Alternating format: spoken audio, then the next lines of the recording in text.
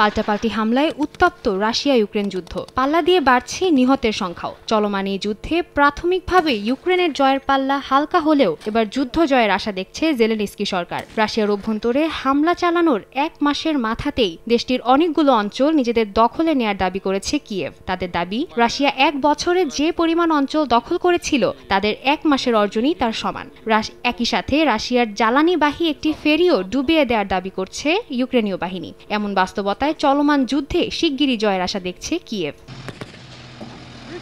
অপরদিকে রুশ বাহিনীর হামলায় ইউক্রেনের খার্কিভ ও সুমি অঞ্চলে বেশ কয়েকজন হতাহতের খবর পাওয়া গেছে। চলছে ড্রোন ও ক্ষেপণাস্ত্র হামলা।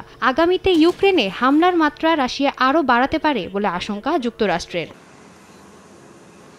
রাশিয়াকে কোণঠাসা করতে একের পর এক পদক্ষেপ নিয়ে যাচ্ছে বাইডেন প্রশাসন। এরই ধারাবাহিকতায় রাশিয়ার প্রায় 400 ব্যক্তি ও প্রতিষ্ঠানের উপর নিষেধাজ্ঞা আরোপ করেছে ওয়াশিংটন। এর মধ্যে রুশ প্রতিরক্ষামন্ত্রী আন্দ্রে বেলুসেভের ছেলে ও তার ছেলের বউও রয়েছেন। 2014 সাল থেকে এ পর্যন্ত রাশিয়ার উপর প্রায় 22,000 নিষেধাজ্ঞা আরোপ করেছে যুক্তরাষ্ট্র ও তার মিত্র দেশগুলো।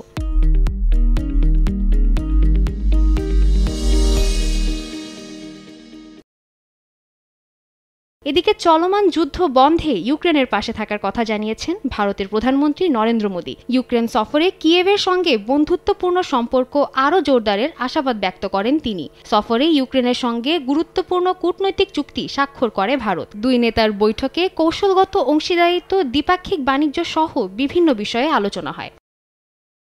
সাদিয়া তাসনিম, সময় সংবাদ।